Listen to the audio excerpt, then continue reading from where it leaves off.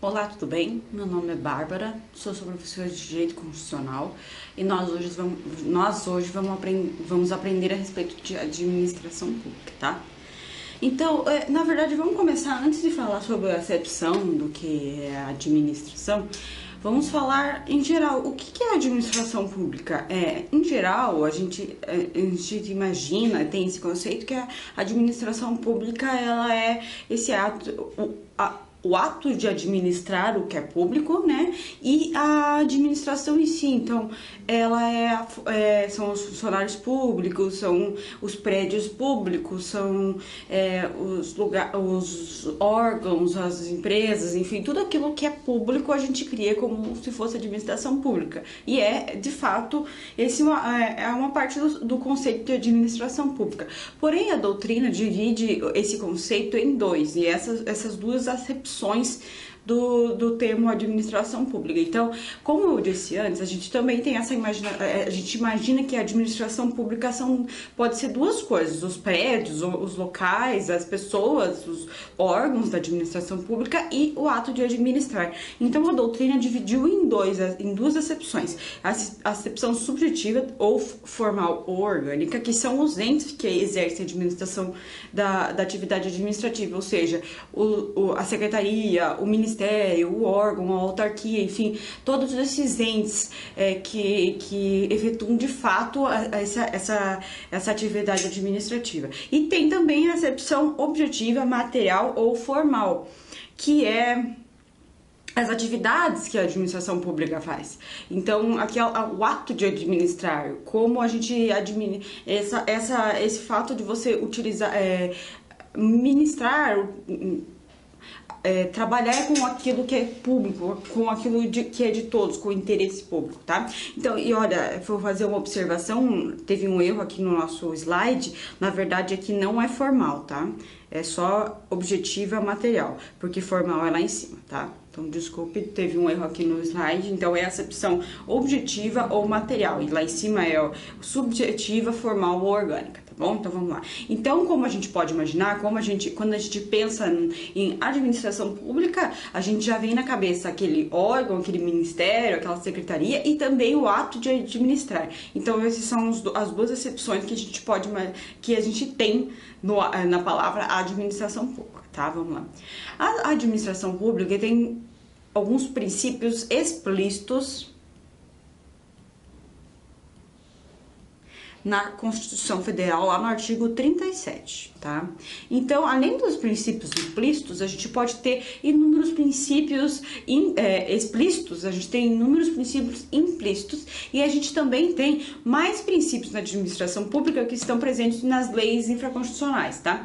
Mas como a gente está em direito constitucional, a gente só vai aprender os princípios implícitos e os explícitos, tá? Então, se você quiser olhar lá no artigo 37 da sua Constituição, você pode pausar essa aula, pegar a sua Constituição e abrir lá no artigo 37, você vai ver esses princípios aqui que estão listados. Para você lembrar mais fácil, a gente sempre faz essa palavrinha LIMP, que os princípios explícitos da Constituição, eles formam a palavra LIMP. Então, a gente vai ver cada um deles agora, beleza? Então, vamos lá. O princípio da legalidade é o L do LIMP, aqui esse primeiro, tá? O princípio da legalidade significa o quê? Que a administração pública só pode fazer o que a lei a autoriza a fazer. Então, se não estiver na lei, a administração pública não pode fazer. A administração pública, ela segue o princípio da legalidade estrito, ou seja, não pode nem agir ou deixar de agir, a não ser que a lei autorize. Então, a administração pública só trabalha com o que está escrito na lei. Se a lei diz para se omitir, ela se omite. Se a lei diz para agir, ela age. Entendeu? Então, só o que está na lei ela pode fazer. Não é igual aos particulares, que a gente só pode fazer ou deixar de fazer alguma coisa se não em virtude de lei. A administração pública é totalmente o contrário. A administração pública só pode agir quando estiver expresso na lei, ou pode deixar de agir também quando estiver expresso na lei, tá? Então, ela joga com tudo que está escrito explicitamente na lei. Esse é o princípio da legalidade, tá bom? Isso também é aplicado em diversos âmbitos da administração pública. A gente pode observar quando a administração pública for por exemplo, multar você quando você estaciona no lugar errado. Só pode multar se tiver escrito que em alguma lei, naquela hipótese, pode multar. Ela só pode fechar o estabelecimento porque tá com comida estragada, por exemplo. Só pode fechar o estabelecimento porque na lei está escrito que ela pode fechar o estabelecimento. Ela não pode fazer nada senão em virtude que esteja escrito na lei, tá bom? Então esse é basicamente o princípio da legalidade, tá? Já o I do LIMP é o princípio da impessoalidade. Isso significa, em termos gerais, que todos devem ser tratados de forma igual. E o princípio da impessoalidade, ele vai ter diversas ramificações na administração pública e na nossa vida particular. Grandes exemplos são, vamos lá, desculpe. Grandes exemplos são o concurso público. O concurso público nada mais é do que uma forma de escolher quem vai trabalhar na administração pública de forma impessoal, na verdade. Então, porque as pessoas vão lá, fazem uma prova e quem for melhor naquela prova que vai passar no concurso. Não vai ser o administrador que vai escolher o Joãozinho, a Maria, o X, o Y, enfim, para ir para a administração pública. Quem que vai entrar só vai ser as pessoas que foram melhor qualificadas naquela prova. E é uma forma impessoal de escolher essas pessoas, porque ali, afinal, a gente não tem como saber se o Joãozinho vai ou não ir bem naquela prova. É uma forma independente de escolher essas pessoas. Isso também é uma forma de impessoalidade. Outra forma de impessoalidade é a licitação. Por quê? Porque a licitação é uma forma justa e igualitária de escolher quem que vai contratar com a administração pública. Então a gente tem que fazer uma calçada lá, vamos fazer um asfalto numa rua X. Vamos fazer uma licitação. Qual a empresa que fizer o melhor preço ou a melhor técnica, enfim, dependendo da modalidade de licitação, que vai poder contratar com a administração pública. Não vai ser o administrador, não vai ser o prefeito que vai falar, olha, eu quero meu amigo da empresa X que vai fazer essa rua. Não, muito pelo contrário. Vai ser uma forma impessoal de escolha dessa empresa. Então, a licitação também é uma forma de aplicar o princípio da impessoalidade na administração pública, tá bom? Nós também temos a vedação ao nepotismo.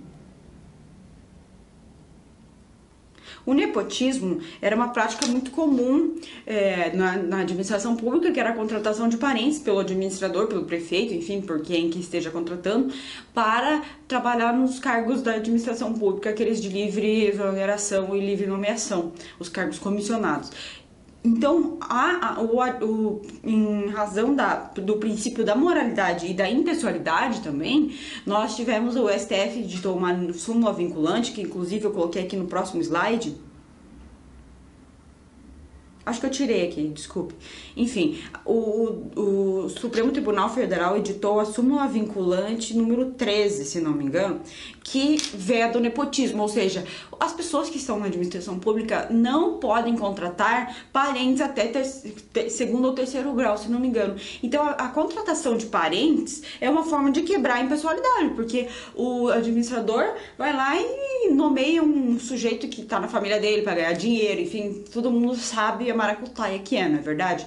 E é importante ressaltar que essa vedação no nepotismo não afeta os cargos políticos de ministro, de secretário, de ministro, enfim, de pessoas de diretoria, porque nesses casos a gente pode há uma exceção dizendo que caso essa pessoa seja de diretoria, ela tem uma extrema confiança, ela pode ter uma expertise, enfim, aí pode nomear mulher, filho, enfim, mas tirando essas hipóteses, o nepotismo é vedado, tá? Então, por exemplo, o desembargador não pode nomear o filho para ser assessor dele, porque isso é um nepotismo. Não pode o assessor nomear o irmão para estar também no gabinete do desembargador, também não pode, porque é nepotismo. Então, essas hipóteses não podem.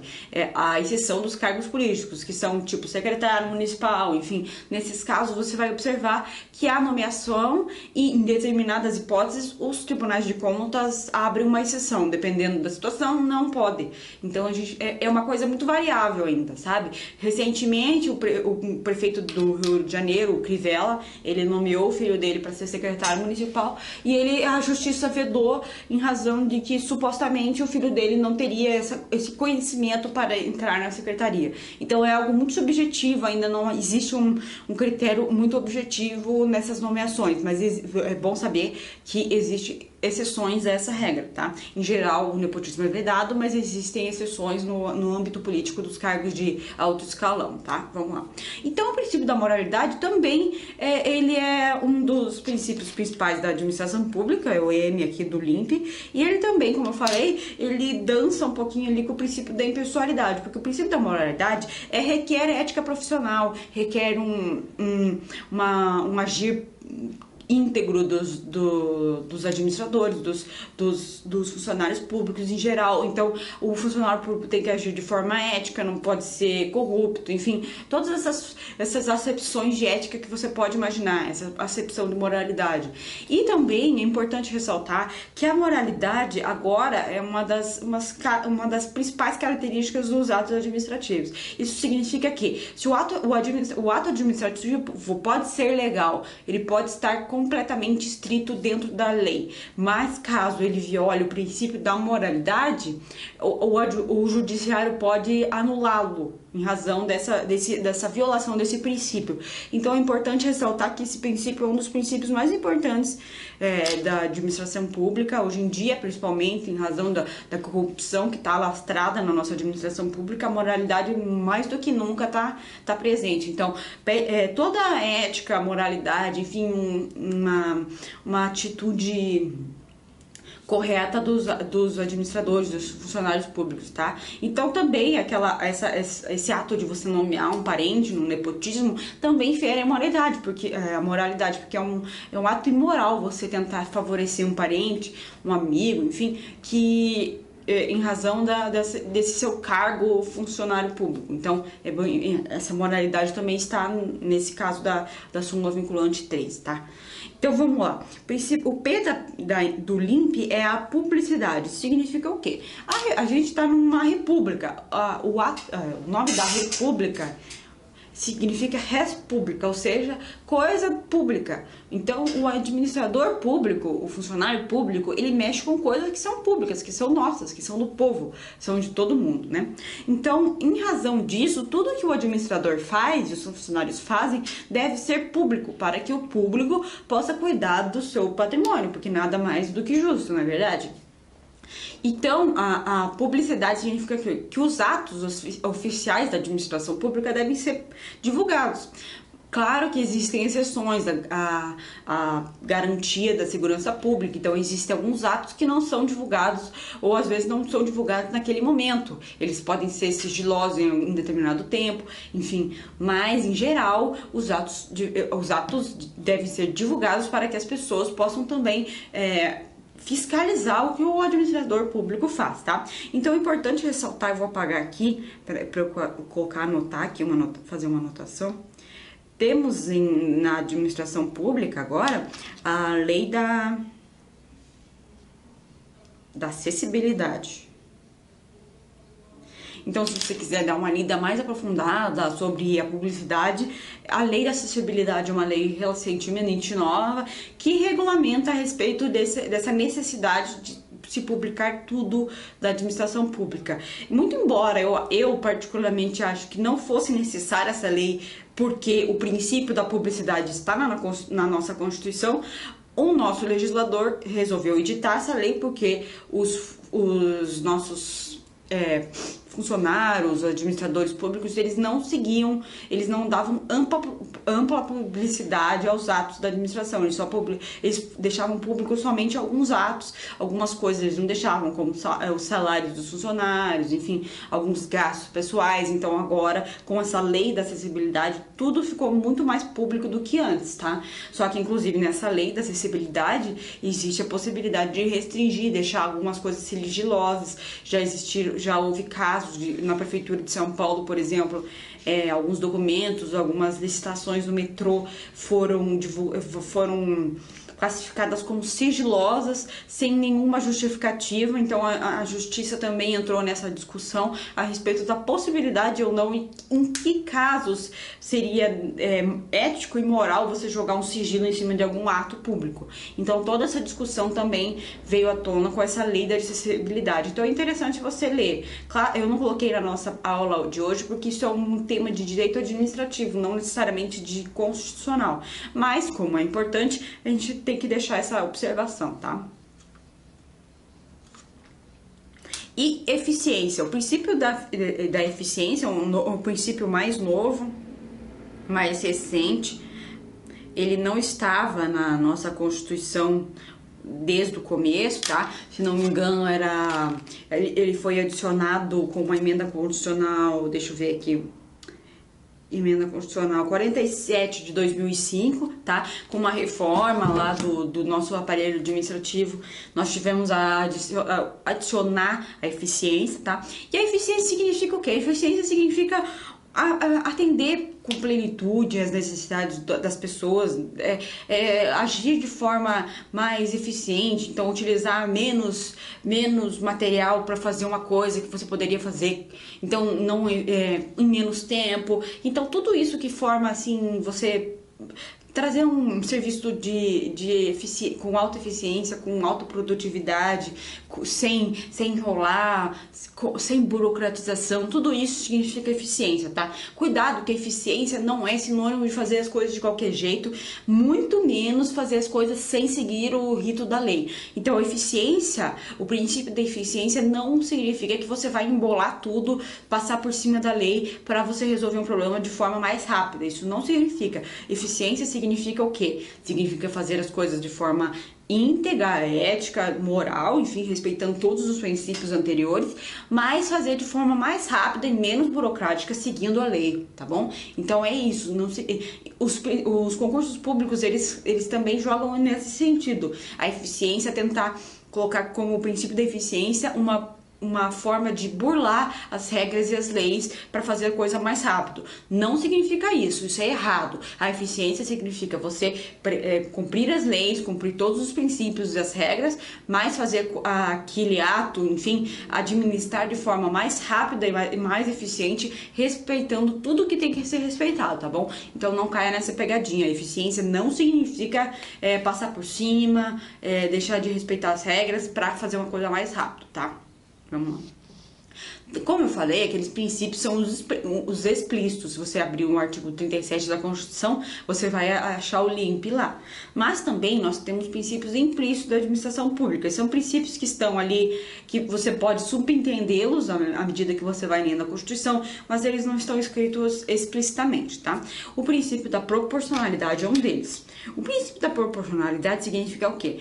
Que você não pode se exceder na hora que você vai aplicar a lei ou você vai administrar, muito embora você esteja no seu poder de administrar, você não pode se exceder ou fazer uma coisa exageradamente, muito embora esteja na lei. Por exemplo, você estacionou seu carro num lugar proibido.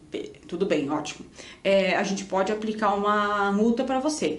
Mas, por exemplo, eu não posso proibir você de dirigir eternamente porque você estacionou no lugar errado. Isso é uma medida desproporcional para o ato que você fez, não é verdade? Então, ou, por exemplo, uma pena de morte para o sujeito que jogou um papelzinho no chão. Então, são coisas que não são proporcionais ao agravo. Então, a gente vai ver que a proporcionalidade, então, é exercer essa competência, ou seja, o administrador pode te sancionar por você ter estacionado o carro no lugar errado, mas a sanção deve ser proporcional àquilo que você fez, não pode ser extremamente desproporcional, ou seja, exagerada pro ato que você fez, tá bom? Então a proporcionalidade é isso, é uma limitação das sanções e dos agravos, enfim, ou da própria no ato de exercer as competências que a administração tem em relação à situação, ao caso concreto, tá? Então o caso, o agravo, a situação deve ser proporcional ao caso, ao caso concreto, aquele dano, enfim, que aconteceu, tá? Já o princípio da razoabilidade, muitos doutrinadores, eles confundem e até juntam o princípio da proporcionalidade com o da razoabilidade, tá? Alguns separam, alguns juntam, enfim. Dependendo da situação, nas questões, eles podem estar juntos ou separados. Aí depende de você dar uma lida no que questão quer de você, tá? A razoabilidade significa que a administração deve agir de forma sensata e coerente. Ou seja, dependendo da situação, pode estar previsto que você pode, por exemplo, eu achei um pedaço de carne estragado ou passado da validade no restaurante. A administração pública tem possibilidade de fechar o restaurante para a perícia ou, sei lá, enfim, para que ele se regulamente. Mas, às vezes, dependendo da situação, não é sensato eu fechar por causa que eu achei um pedaço de carne vencido e tudo aquilo, e o resto tá tudo em perfeitas condições. Às vezes não é sensato e nem proporcional, tá? Então, muitas vezes, o princípio da razoabilidade, ele vai estar junto com o da proporcionalidade. Isso não será uma regra, mas isso é muito comum, tá? E o princípio da motivação. O princípio da motivação, cuidado com ele, porque ele é controverso, tá?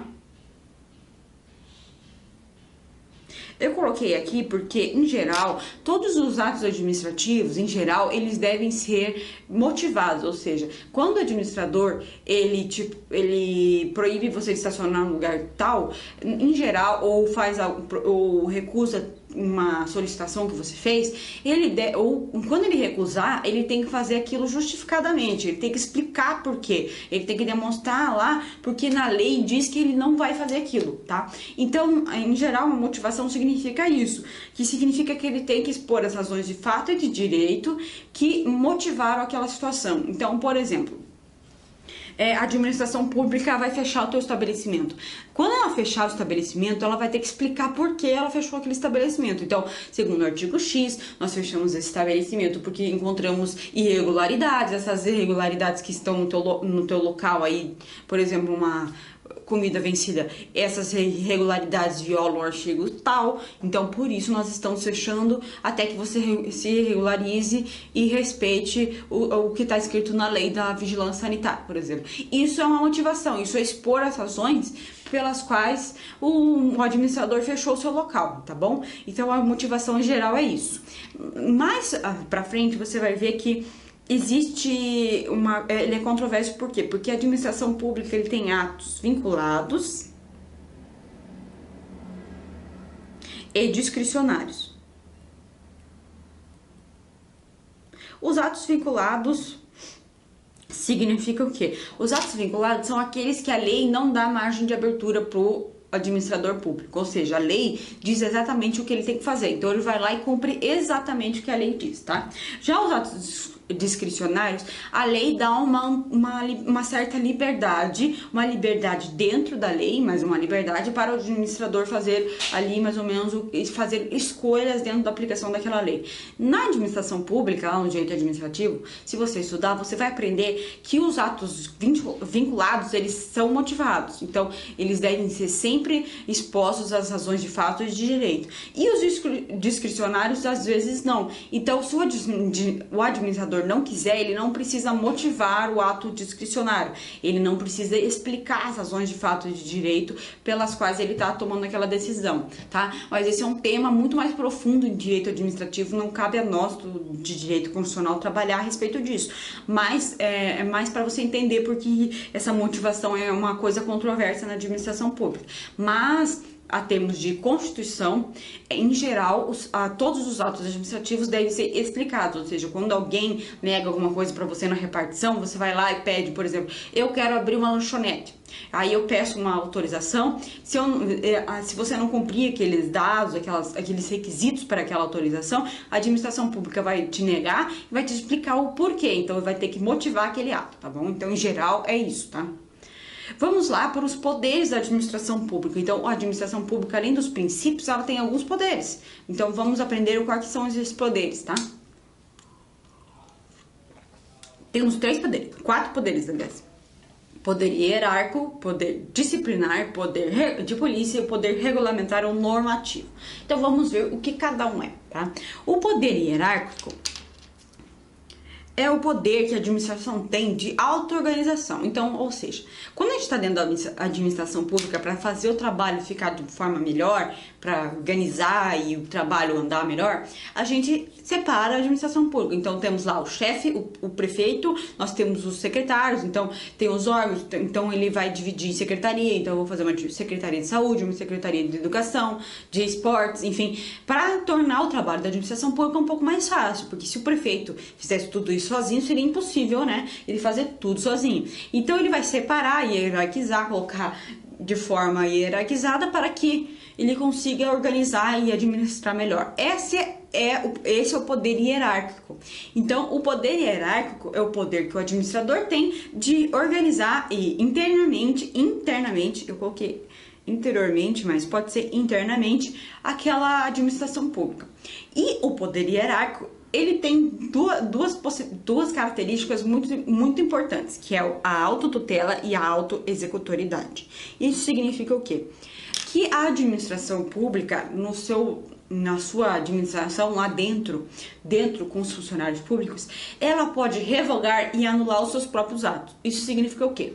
Se um funcionário público faz um ato e esse ato está ilegal, ou seja, não cumpre o princípio da legalidade, o L do LIMP, por exemplo, está ilegal, ele viola o princípio da legalidade, a própria administração pode ir lá e anular aquele ato. Então, o chefe daquele sujeito olha lá e vê que aquele ato administrativo está ilegal.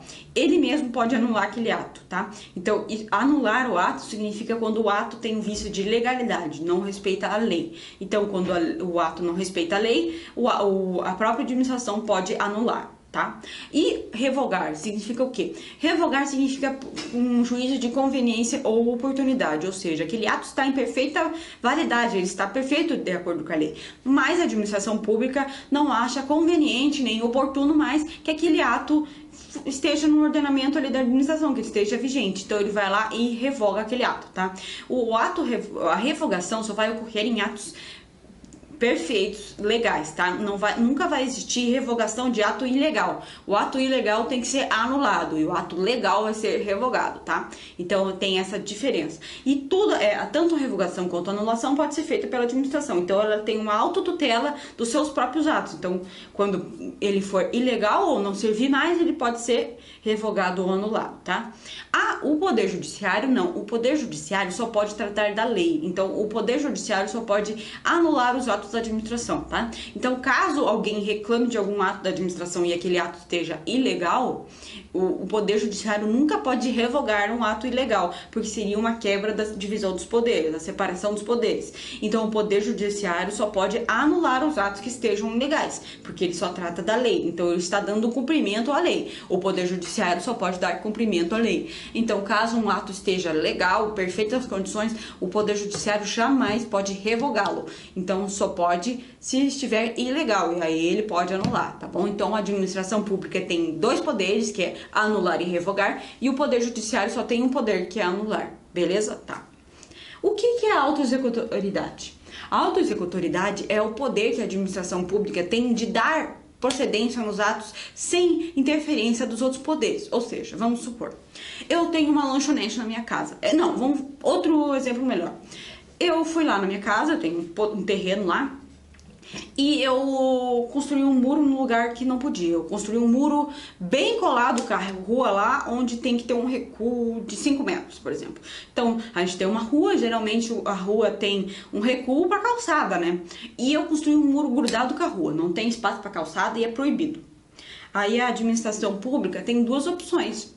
Ela pode me notificar para quebrar o muro, ou ela pode ir lá, ela mesma, e quebrar o muro. Porque a administração pública não precisa de autorização para ir lá e quebrar o muro. Isso significa que ela tem autoexecutoridade. Ou seja, ela pode tanto me notificar, quebra o muro em 10 dias, e se eu não quebrar, ela ir lá e quebrar, ou ela pode chegar lá e quebrar, porque isso é uma faculdade dela, ela está dando cumprimento às próprias leis, às próprias possibilidades e até determinações, enfim, dela. Então, a administração pública pode ir lá e quebrar um muro sem precisar de autorização judicial, tá? Existem situações que a administração pública vai ter que ter autorização judicial, por exemplo, para tirar pessoas que invadiram um terreno público. Nesse caso, vai ter que pedir para o judiciário uma reintegração de posse. Mas nesses casos de polícia administrativa, por exemplo, fechar um estabelecimento comercial que esteja irregular, quebrar um muro, enfim, cortar uma árvore que não esteja no local correto, tudo isso a administração pública pode fazer sem qualquer necessidade de pedir uma autorização judicial, porque aquilo ali é uma possibilidade dela, é uma competência dela, tá? Poder disciplinar. O poder disciplinar, cuidado, porque o poder disciplinar, ele só se aplica às pessoas que têm uma relação com a administração pública, ou seja, aos servidores públicos e às empresas que estejam tratando com a administração pública. Ou seja, o servidor público, caso ele efetue uma falta funcional, ou seja, ele esteja lá trabalhando e ele dê um tapa na cara do funcionário que trabalha com ele, aquilo ali é uma violação do dever funcional dele. Por quê? Porque ele bateu no colega de trabalho, não é verdade? A administração pública, quando for sancionar ele ou demitir, por exemplo, exonerar ele, ela vai estar fazendo o poder disciplinar, ele vai estar exercendo o poder de disciplinar os seus funcionários, tá?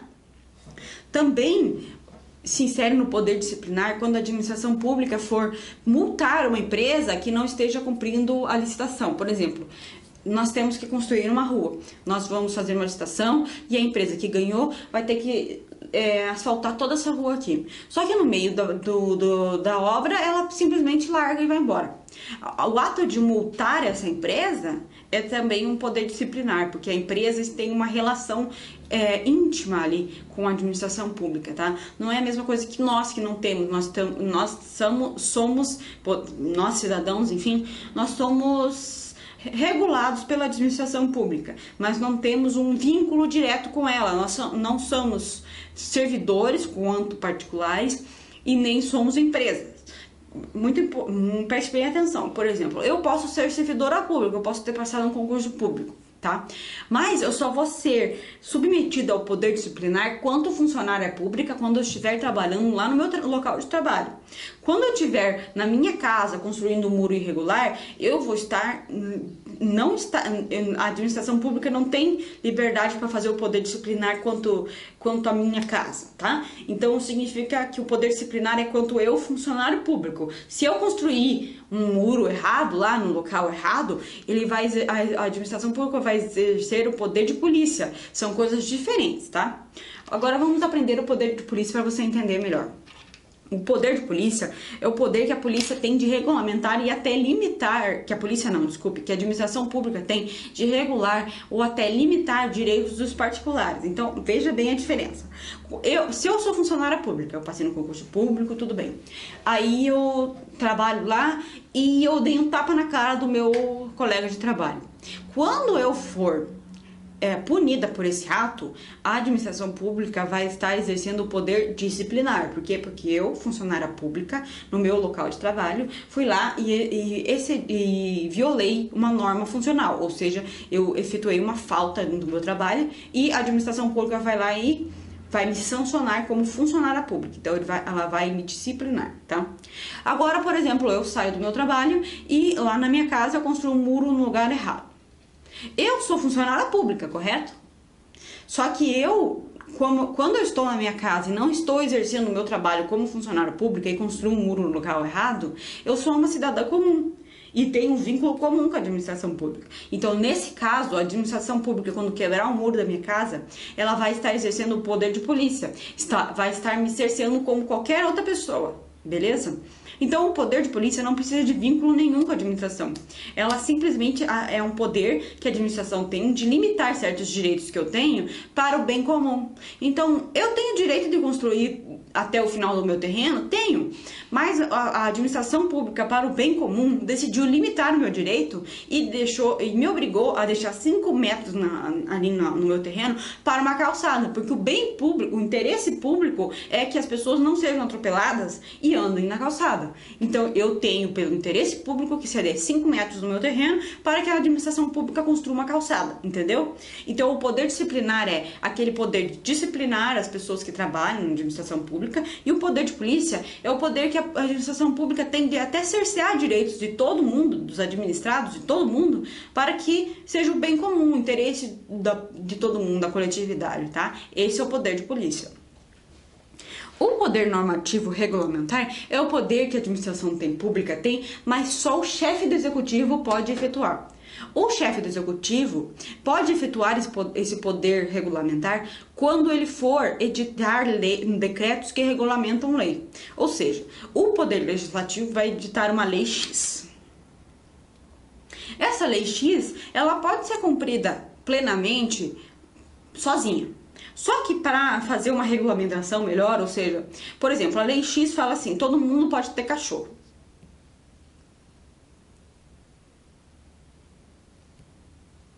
Pode ter cachorro. Se você ler essa lei diretamente, beleza, ela é auto-aplicável, ou seja, todo mundo pode ter cachorro, então eu posso ir lá e comprar um cachorro, beleza. Só que o poder normativo, o chefe do executivo, o prefeito, o presidente, enfim, o governador, ele pode editar um decreto que regulamente essa lei. Então, o chefe vai lá e faz o decreto X que regulamenta a lei X.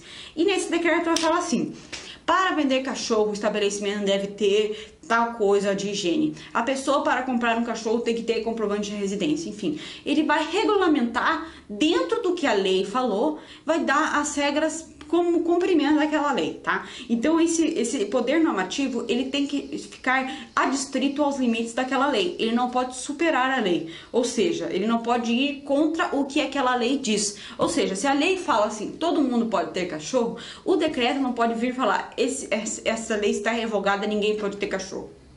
Então, aquele decreto, ele tem que balizar o que a lei diz. A lei, ela é auto-aplicável, mas o Poder Executivo pode ir lá e falar assim, não, vamos lá falar, os estabelecimentos têm que vacinar os cachorrinhos, quem comprar o cachorro tem que dar comprovante de residência, enfim, todo aquele pormenor que a lei, porventura, não tenha colocado, tá?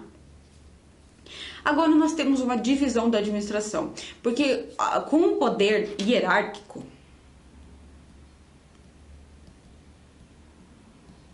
a administração pública pode se dividir e se separar, hierarquizar, enfim, à medida que proporcione uma melhor administração dos poderes da administração pública, né? Então, à medida do poder hierárquico, a administração pública pode se autodividir, tá? E isso que se trata administração direta e indireta. O que é administração direta e indireta? A administração é o governo em si. O governo da União, estados, municípios, secretarias, ministérios, os órgãos públicos, eles não têm independência, digamos assim. Ou seja, o órgão, ele não tem autonomia. O órgão é só uma forma de hierarquizar o trabalho. Então, a administração direta, ela só separa dentro dela mesma órgãos e secretarias e ministérios, enfim, para facilitar o trabalho. Mas todo mundo ali é da administração direta, ou seja, não existe independência. O órgão, se ele quiser, ele não pode ir contrário aos interesses que o prefeito faz, entendeu? Então, o prefeito pode mandar diretamente no órgão, porque ele não tem autonomia, ele não tem CNPJ, o órgão não responde pelos seus atos. Quem responde pelo ato do órgão é a própria administração, porque ele está diretamente ligado à administração, ele não está separado, tá? Então, órgão, ministério, secretaria, enfim, tudo isso está diretamente ligado à administração, ou seja, faz parte da administração direta, tá?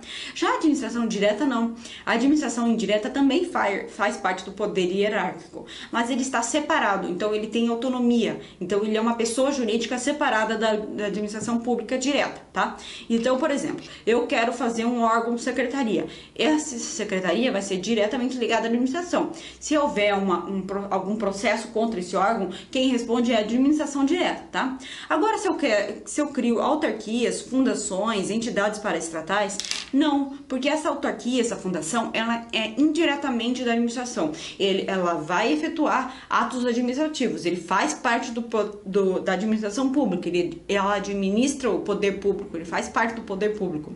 mas ela tem uma autonomia maior. Ela tem é uma pessoa jurídica separada da administração direta, ela tem CNPJ sozinho, ela tem capacidade de se autogovernar. Então, por exemplo, o Poder Executivo cria uma autarquia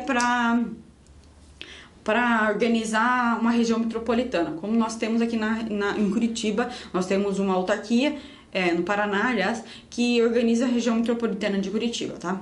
Essa autarquia, ela tem independência, então ela tem o seu próprio patrimônio, ela tem possibilidade de se autogovernar, ou seja, faz licitações ela mesma, ela faz contratos ela mesma, se alguém processa, vai processar ela, não vai processar o governo do estado, tá? Então tem essa separação. Claro que em algumas situações as autarquias são meio que subordinadas ao governo, por quê? Porque quem nomeia o diretor dessa autarquia é o governador, por exemplo, tá? Mas o governador não pode ir lá e falar assim, vocês editaram o ato X, eu vou lá e revogo o ato. Não pode, porque aquela autarquia, ela é autogovernada. Então, muito embora o governador nomeie o diretor dessa autarquia, esses atos só podem ser revogados pelo próprio diretor da autarquia, não vai ser o governador que vai fazer, tá? Então, nesse caso, a gente diz que a administração indireta, ela é tutelada e não exerce esse poder hierárquico de forma tão direta. A tutela é uma forma de participar do poder hierárquico, só que ela é uma forma menos direta de participação, ou seja, o governador, ele vai tutelar aquela autarquia, aquela fundação, e vai ver se ela tá lá andando de acordo com a lei, de acordo com os seus fundamentos. Então, se eu fiz uma autarquia para fazer X, eu vou ver se ela não tá fazendo Y. Se ela estiver fazendo X, beleza. Eu não posso interferir à medida que, não pode fazer isso, faz aquilo, não pode editar esse ato, eu vou lá e revogo. Não, ela tem que ser, o ato tem que ser revogado pelo diretor, as licitações têm que ser feitas pela essa autarquia, então não pode ser, o governo não pode interferir tão fortemente nessa autarquia de forma que interferia no órgão, tá? Então o órgão, por exemplo, se o governador não quer fazer que tal coisa, ele pode ir lá e revogar o ato do órgão, porque aquele órgão está na administração direta. Agora, na administração indireta, nós temos uma tutela, mas não é de forma tão incisiva como que há um poder hierárquico na administração direta, tá? Como que a gente faz para trabalhar na administração pública? Como que a gente faz para ir lá e virar servidor público? Para entrar na administração pública, os cargos da administração pública, eles são acessíveis aos brasileiros e aos estrangeiros que preenchem os requisitos estabelecidos em lei. Então, a lei que vai determinar como que é feito para entrar na administração pública, tá? Mas a Constituição dá algumas dicas e algumas regras gerais de como que vai ser feito para entrar. A Constituição diz que depende de aprovação prévia em concurso de provas ou títulos, ou cargo em comissão. Ou seja, a não ser que eu seja um cargo em comissão, para entrar na administração pública, para ser funcionário público, eu tenho que participar, fazer um concurso público de provas ou provas de títulos e passar nesse concurso público. Aí eu vou virar funcionário público ou empregado público, tá? São duas categorias. Mas enfim, e eu tenho que ser brasileiro nato ou naturalizado, mas eu tenho que ser brasileiro, tá? E os estrangeiros?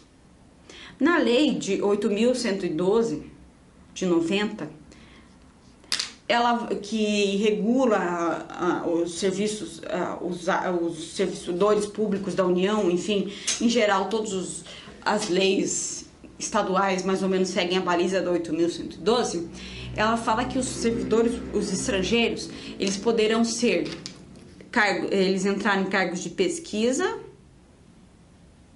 e ensino, ou seja, os estrangeiros podem ser professores nas universidades públicas e podem ser pesquisadores nas empresas, enfim, na fundação, por exemplo, Fiocruz, pode ter um cientista da Alemanha lá. Ele não pode participar, em geral, da administração pública como funcionário público qualquer. Ele vai só estar nessa pesquisa e ensino, tá? Nessa lei 8.112 fala isso.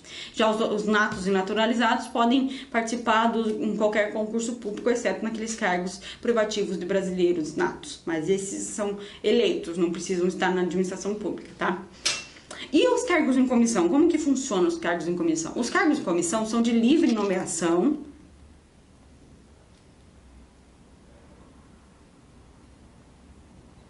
e exoneração. Isso significa o quê? Eu posso nomear, respeitando os princípios da administração pública, tanto qualquer um, e eu posso exonerar essa pessoa também de qualquer um. Existem cargos que podem ser de assessoria, ou, enfim, cargos que são específicos dos cargos de comissão, e esses cargos são de livre nomeação, ou seja, eu posso nomear quem eu quiser, desde que seja respeito os princípios da moralidade, enfim, da impessoalidade, tá? E também de livre exoneração, ou seja, eu não preciso de um procedimento administrativo, disciplinar para exonerar essa pessoa, eu posso exonerar por qualquer motivo, tá? Não preciso de um contraditório para exonerar essa pessoa, como seria com os servidores públicos de carreira, aquele que passa no concurso, tá? Também há uma possibilidade na Constituição de contratação por tempo determinado, ou seja, quando você faz um concurso público, em geral, tem algumas exceções, como no IBGE, você faz um concurso público para um cargo que você vai ficar lá 6 meses para fazer lá pesquisar. Agora tem cargos que não, que você faz um concurso público, por exemplo, fazer um concurso público para juiz. Eu vou fazer um concurso público para entrar e nunca mais sair, para eu, se eu quiser, me aposentar nesse cargo, não é temporário. Agora existem possibilidades de eu contratar diretamente, sem concurso público, por tempo determinado. Mas essas hipóteses são bem limitadas. A Constituição diz que ele tem que atender à necessidade temporária e excepcional de interesse público. Ou seja, às vezes, por exemplo, eu não fiz um concurso público para médico e passou 2 médicos lá. Esses médicos estão trabalhando e acontece uma epidemia de sarampo na minha cidade, por exemplo. Eu tenho que contratar por tempo determinado, por uma situação excepcional e temporária, médicos para tratar dessa epidemia de sarampo. Então, esses médicos vão ser contratados por 1 ano, por exemplo, para essa situação de sarampo. Então, não é ao belo sabor do administrador que eu vou contratar pessoas por tempo determinado, porque isso é uma forma também de burlar esse concurso público, tá? Então, é só por um tempo determinado e uma situação excepcional. Não é em qualquer situação que o administrador público pode contratar temporariamente os servidores, tá? Então, vamos lá. Os concursos públicos, eles têm que ser feitos, né, de provas ou títulos, e eles têm uma duração. A duração de 2 anos. Cuidado que cai isso sempre em prova, tá? E esses 2 anos podem ser prorrogáveis somente uma vez por igual período. Ou seja, se eu faço um concurso público, passei para juiz, tá? Esse concurso público dura 2 anos, ou seja, eu passei em primeiro lugar, só que ninguém me chamou ainda. Vai ter um prazo de 2 anos para me chamar e prorrogável por mais 2 anos, ou seja, se chegou lá em 2 anos e a administração prorrogar por mais 2 anos, em geral eles têm 4 anos para me chamar para ser juiz, tá? Então eles têm 4 anos para mim, que passei em primeiro lugar para juiz, para me chamar. Se durante a duração desses 4 anos eu não posso, eles não podem contratar outra pessoa no meu lugar. Eles têm que me chamar, porque eu passei nesse concurso. E esse concurso está na duração dos 4 anos. Agora, por exemplo, passou esses 4 anos e não chamaram ninguém, agora tudo bem, pode fazer outro concurso público e aí fazer a contratação daqueles que passaram nesse concurso público. Agora, enquanto durar esse concurso público, tem que chamar quem está aqui, tá bom? Existem decisões judiciais também que tratam a respeito desse tempo determinado. Por exemplo, fez um concurso público de médico, duração de 2 anos, prorrogável por mais 2 anos. E enquanto está vigente esse concurso público, o administrador foi lá e contratou por tempo determinado um médico. Aí a administração pública falou negativo. Você vai ter que chamar esses concursados que passaram no concurso público, e o concurso está valendo, para ser chamado, porque não é justo a pessoa ser chamada por tempo determinado e a pessoa que passou no concurso público está lá esperando, não é verdade? Então tem algumas decisões judiciais a respeito desse assunto, tá? Conforme eu falei, durante a duração do concurso, o aprovado será convocado com prioridade sobre os novos concursados para assumirem a carreira. Então é isso, enquanto estiver durando, eu que passei no primeiro lugar, tenho que ser chamada enquanto estiver durando o concurso, tá? Cuidado com a pegadinha, tem isso na Constituição Federal, isso é muita pegadinha, tá? Isso muita gente cai. Ou seja, cargo em comissão é de livre exoneração e demissão, ou seja, qualquer um pode ser chamado para ser um cargo comissionado e qualquer um pode ser demitido daquele cargo comissionado. Então não precisa fazer nada para ser cargo comissionado, tá? Então é acessível a todos o cargo comissionado. Já o cargo de confiança não. O cargo de confiança é só para os ocupantes de cargo efetivo, ou seja, eu faço um concurso público, estou trabalhando lá e eu sou chamada para uma diretoria daquele órgão. Eu tenho que ser concursada para ser chamada para a diretoria daquele órgão. E não pode ser um cargo de comissão para qualquer um. Então não pode ser um X lá, um cara fulano e tal, que nunca entrou naquela administração para entrar naquele cargo de confiança. Só os funcionários públicos que estejam em cargo efetivo, que tenham passado no concurso público, que pode ir num cargo de confiança, tá? Então tem diferença entre comissão e confiança. Comissão é qualquer um, confiança é só o cargo, a pessoa que fez concurso público, tá? Vamos tratar agora a respeito dos servidores públicos, tá? Quem que são esses servidores públicos? São aquelas pessoas que passaram no concurso público. Agora, quais são os direitos desses servidores públicos? A gente vai ver agora, tá? O servidor público, ele tem direito à livre associação sindical, ou seja, ele pode se sindicalizar, ele pode participar do sindicato, então pode ter sindicato dos juízes, tem. O sindicato dos policiais civis, tem. Sindicato dos delegados, tem. Então, os funcionários públicos podem se sindicalizar, tá? Então, ele tem a livre associação a sindicato. E eles têm direito à greve também, os funcionários públicos. Lá na Constituição está escrito assim, o direito à greve, ele está no limite da lei específica. Então, havia um entendimento que o servidor público não tem direito à greve, porque essa lei específica não existe até hoje. Existe a lei específica para os funcionários particulares, da carteira de trabalho, os CLTistas para fazer greve. Só que não existe lei para os servidores públicos. Havia muita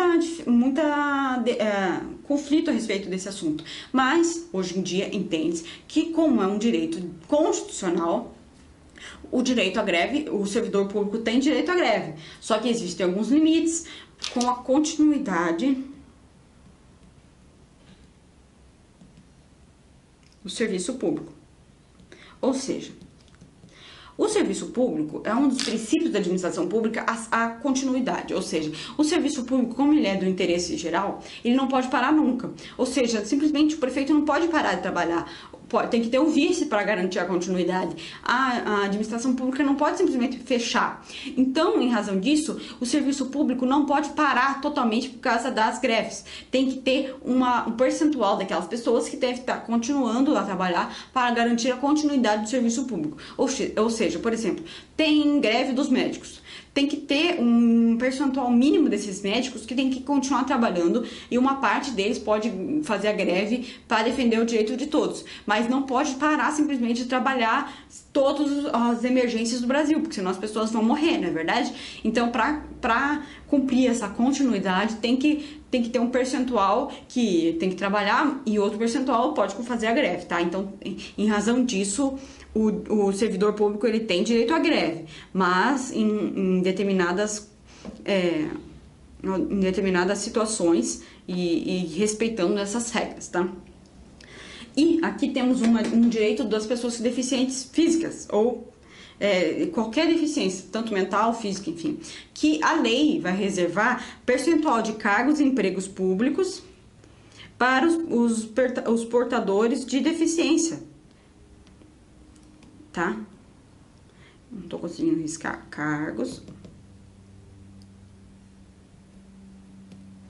E empregos públicos para os portadores de deficiência e definirá os critérios.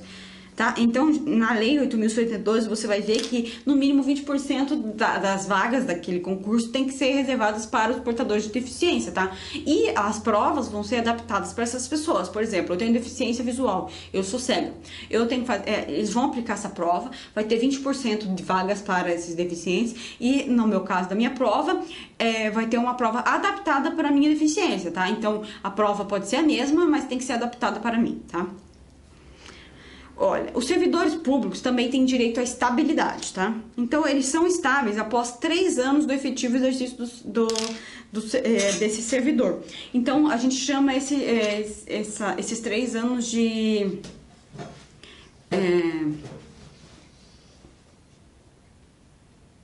A gente chama esses 3 anos, desculpa, eu esqueci o termo, mas ele tem estágio probatório, desculpa, tá?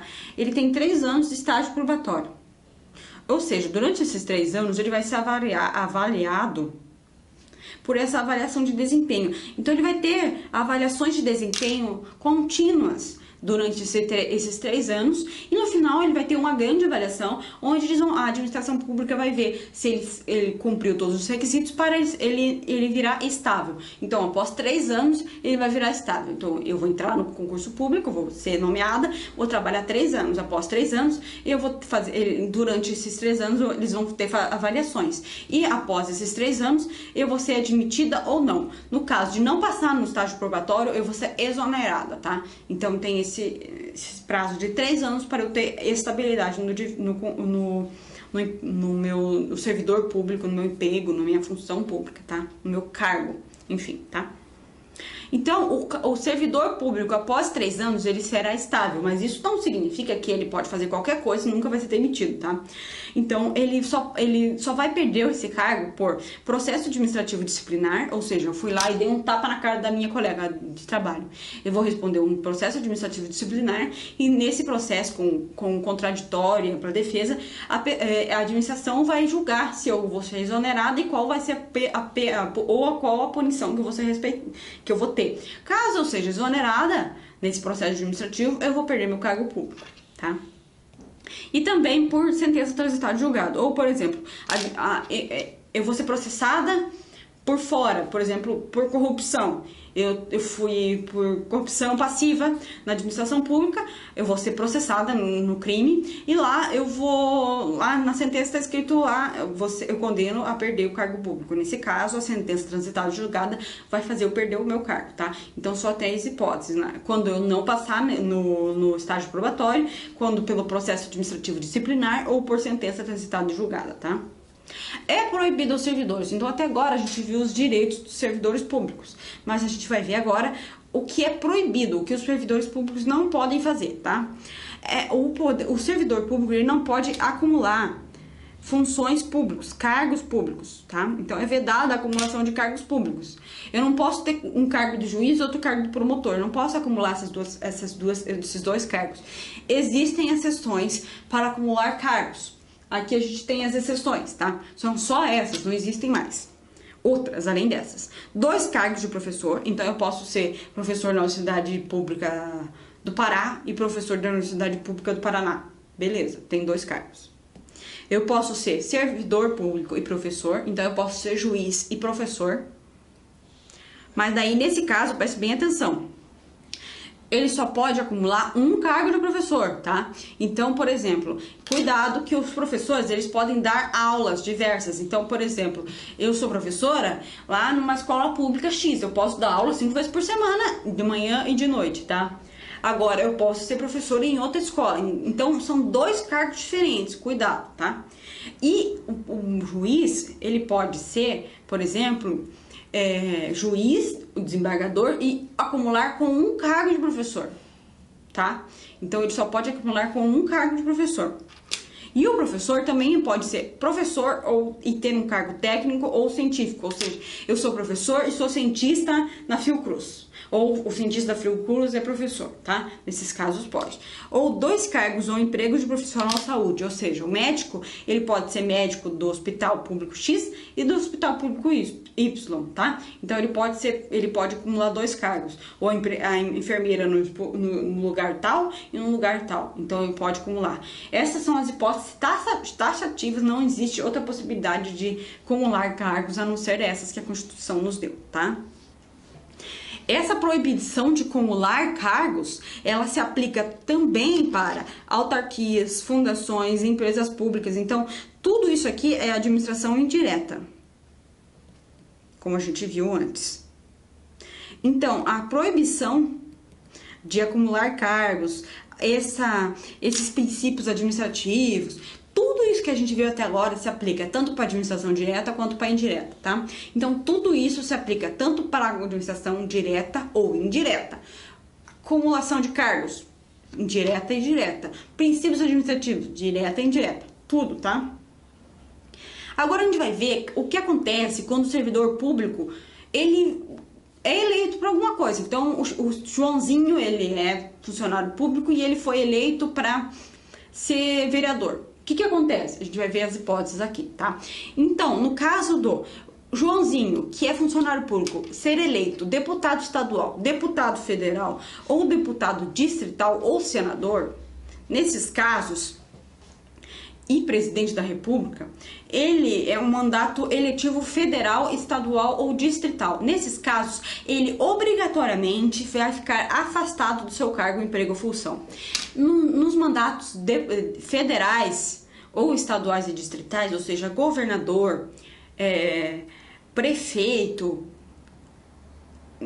desculpe, deixa eu deixar mais claro, governador, presidente, deputado estadual, deputado federal, o senador, ele vai obrigatoriamente ser afastado do cargo e vai receber a remuneração desse cargo, ou seja, deputado federal, estadual, distrital, enfim, tá? Porque entende-se que esses cargos não têm possibilidade de somar, de ter compatibilidade de horários, afinal é um cargo federal. Tá? Agora, no caso de prefeito, ele vai ficar afastado obrigatoriamente, só que ele vai ter a faculdade de optar pela remuneração. Ou seja, nos cargos federais, a gente vai ter que afastar o sujeito e ele não vai ter opção de optar pela remuneração. Ele vai obrigatoriamente receber a remuneração do cargo que ele foi eleito, tá? Já para prefeito, não. Para prefeito, ele vai ser afastado do cargo dele, então ele não vai trabalhar, mas ele vai poder optar se ele recebe o salário de prefeito ou se ele recebe o salário que ele tinha como servidor público, tá? Então ele vai, caso acabe o mandato, ele volta, tá? Então ele não vai ser exonerado. Cuidado que as questões de concurso público mexem com isso. Ele não vai ser exonerado. Ele vai ter o cargo dele, mas ele vai ser afastado, tá? Agora, no caso de vereador, existe possibilidade de compatibilidade. Por exemplo, ele é professor, e daí ele é professor de uma escola pública lá, escola de ensino fundamental. Aí ele foi eleito vereador.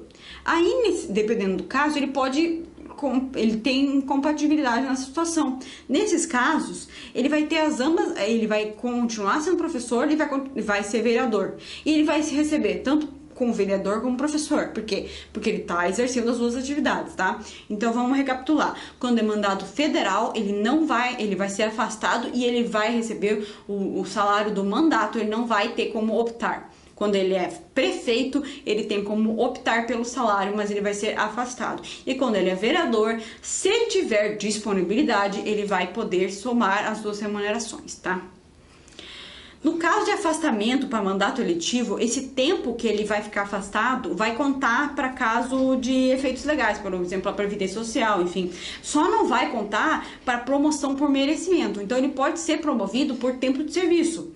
Então, se ele fica lá 8 anos no mandato eletivo dele, esse tempo vai contar para Previdência, vai contar para tudo, menos para promoção por merecimento. Vai para promoção por tempo de serviço, lá por tempo lá que ele tiver, por tempo que ele estiver trabalhando, mas não vai contar para merecimento, tá? E também para benefício previdenciário, ó, como eu falei, esses valores são determinados como se ele tivesse serviço. Então, se ele fica 10 anos como senador, se reelegendo e afastado do serviço público, ele vai contar como se ele estivesse trabalhando no serviço público, tá? As vantagens, as promoções, tudo isso vai contar. Tá? Então eu espero que você tenha entendido esse panorama geral da administração pública que a gente tem, os servidores, estabilidade, os princípios, enfim.